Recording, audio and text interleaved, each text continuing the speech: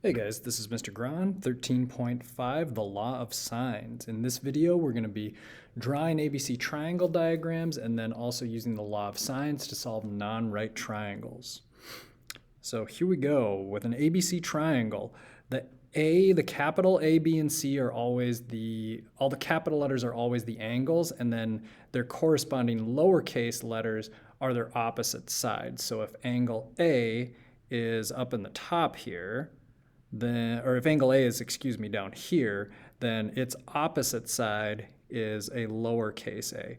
If angle B is on the top, then it's lowercase b is the sign on the bottom, and then uppercase C, that means that its opposite side is lowercase c. All right, and then we're also going to need the triangle sum theorem saying that all three angles of a triangle added together always equal 180 degrees. All right, now when we refer to solving a triangle, what that means is that we know all three sides and we know all three angles. We know what those measurements are. Now, typically we're going to be given three pieces of information, either two sides and an angle, or an angle and two sides, or all three sides, and then we'll figure out the rest using, today, the law of sines. All right, so this is what the law of sines is. In any triangle, the ratio of its sine of an angle over the length of its opposite side is the same for every opposite side and angle combination. So sine of A over its opposite side A is equal to sine of B over its opposite side, lowercase b, and that's also equal to sine of C over its opposite side, lowercase c. Okay, so finding all of the missing measures. This is the same as solving the triangle. So the first thing that we're going to do is take a look at the information that we have. We know what this angle is, we know what this angle is, and we know what this side is, right? So that's lowercase s because it is opposite uppercase s. All right, now I notice right away I've got two angle measurements. All three angles add up to 180. So the first thing I can do is solve for t, for angle t, by doing 180 minus 40 minus 49, and that's going to give me 91 degrees. So t is equal to 91 degrees. All right, now these take up a little room, so I'm going to have to erase and rewrite things. Now it's up to me to figure out what side R and what side T are. And to do that, I'm going to use the law of sines. I can use the law of sines because I'm given an opposite angle and its opposite side. So I can fill in one of those ratios. So I'm going to use these two to figure out what R is and what T is. Okay, we'll start with R. And so I'll set it up as sine of angle S, which is 40 degrees, over its opposite side 20 is equal to sine of angle R, 49 degrees, over the opposite side R. I can solve this by first cross multiplying, and that's going to be R sine of 40 is equal to 20 sine of 49. Ooh, just barely got it in there. And now I can take and divide both sides. To solve for R, I can divide both sides by sine of 40 degrees. That will cancel out the sine 40, and whatever that is will be R. So this is what it'll look like in your calculator. Sometimes I like to write it out like this. R is equal to 20 sine of 49 in parentheses divided by sine of 40. And if you put it in your calculator just like this and you're in degree mode, it should work out. All right, so speaking of calculators, we'll go 20 sine of 40 or 49.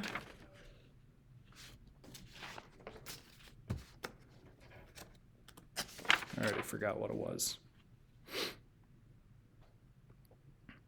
20 sine of 49, end parenthesis, divided by sine of 40. right? And enter it in your calculator just like that. And we get 23.48.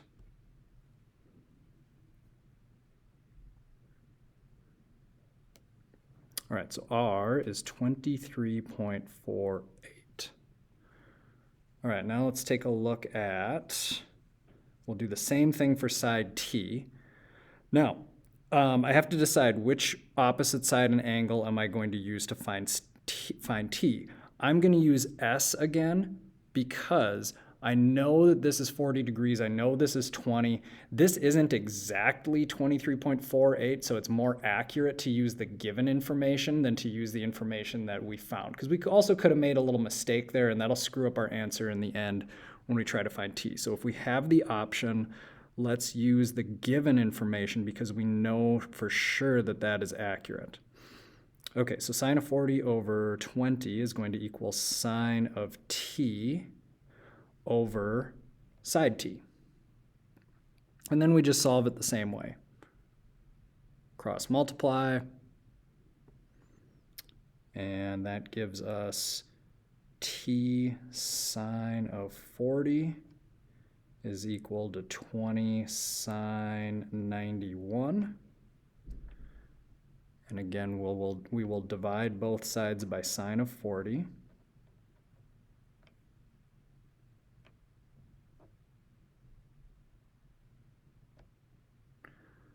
And so what I'm going to put into my calculator for T is 20 sine of 91 divided by sine of 40.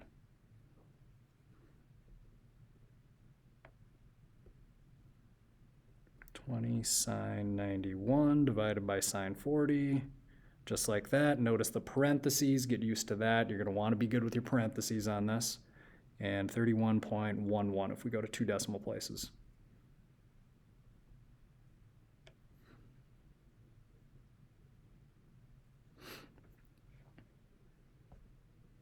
All right, our next example. Now the diagram isn't given to us, so we have to set up the diagram first and understand how those opposite angles and how all that stuff applies to this. So we'll start out, just draw any old generic triangle, doesn't have to be accurate, and we'll label it. In this case, it's HJK. And so angle H is 42 degrees, angle J is 107 degrees, and side J is 12, which is opposite of angle J. All right, and we can label this as side H, and this one is side K.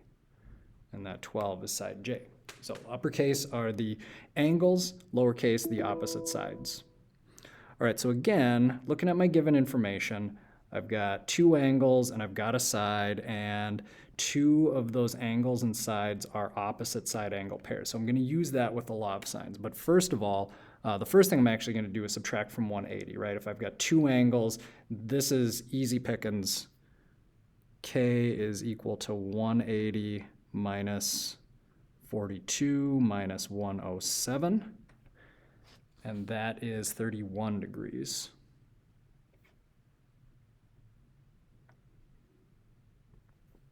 Okay, now we can work on the sides. Doesn't really matter which one we start with. I always do it alphabetically if I have the choice. So I'll start with H. We'll do sine of 107 over 12 is equal to sine of 42 over H. And then it's basically the same as the last one, right? Cross multiply, and we get H sine of 107 is equal to 12 sine 42. And we can continue this by dividing both sides by sine 107.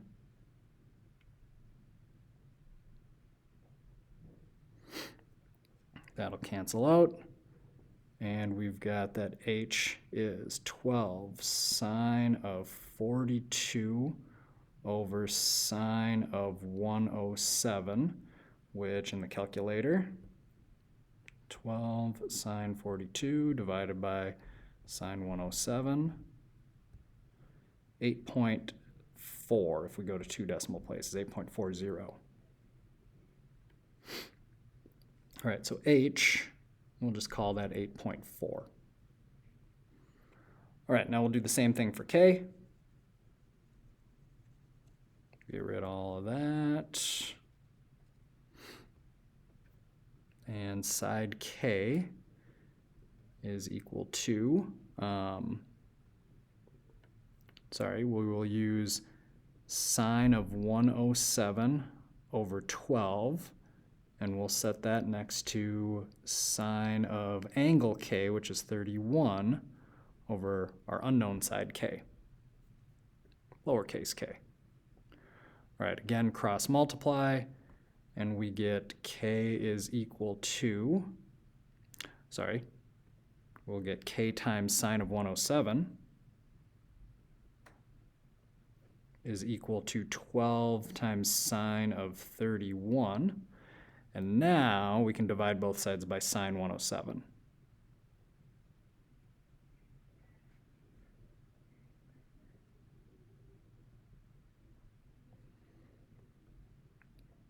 Then same thing, K is equal to 12 sine 31 over sine 107, and plug all that into the calculator.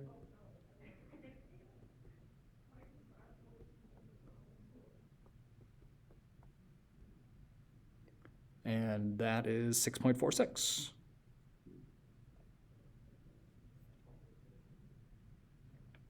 So there you go.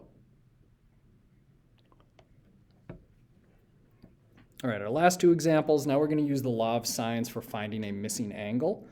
Now with law of sines only works to find an acute angle. It does not work to find an obtuse angle, right? So if we think that, for whatever reason we think it's not an acute angle, that it's more than 90 degrees, this is not going to work. Okay, so with this, we've got our given information here. We're looking for angle C. It looks like it's probably acute, so I think we're safe to proceed. Let's see. We can add our labels for some sides, right? So A, B, and C are opposite capital A, capital B, capital C. I have an opposite angle and side, and so I'm going to use that with law of sines, and that's a giveaway that I'm using the law of sines. So when I set this up, it's going to be sine of 88 over 26. And we're looking for angle C, so we're going to use side C. So that is equal to sine C over 21. And we'll start it out by cross multiplying. And so I've got 26 sine C is equal to 21 sine of 88. And so now I want to start this again I'm trying to get to C. So I'm trying to get everything else away. The first thing I'm going to get rid of is that 26. So we'll divide both sides by 26.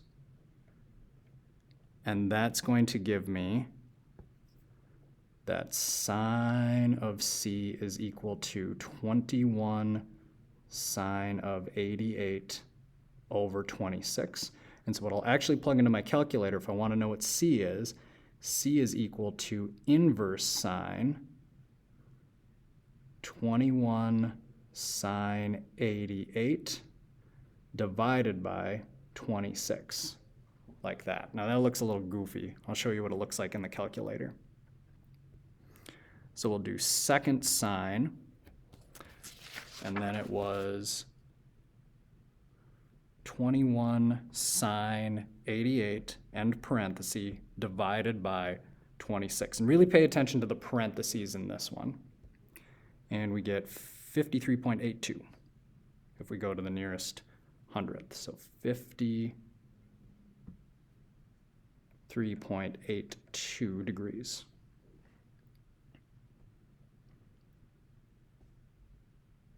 All right, last one. This one we're not given the diagram, so we're going to have to set that up. So we've got an ABC triangle again. So A, B, C. A is 82 degrees, side A is 29, side B is 24, and side C is 20. And we want to know what the angle C is equal to, right? So that's what we're looking for.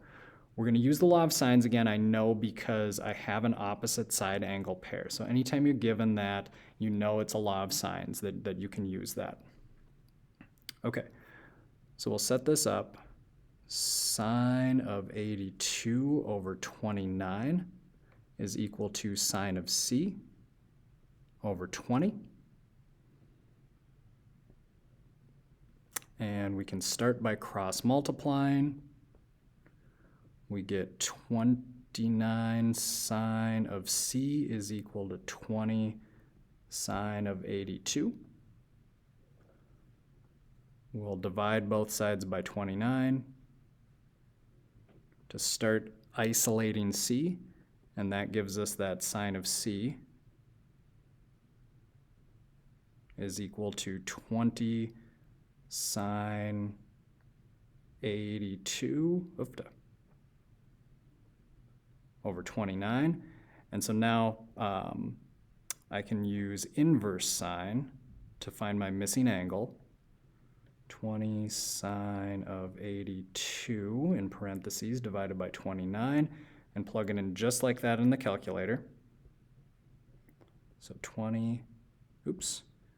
inverse sine of 20 sine 82 divided by 29, and boom, 43.07.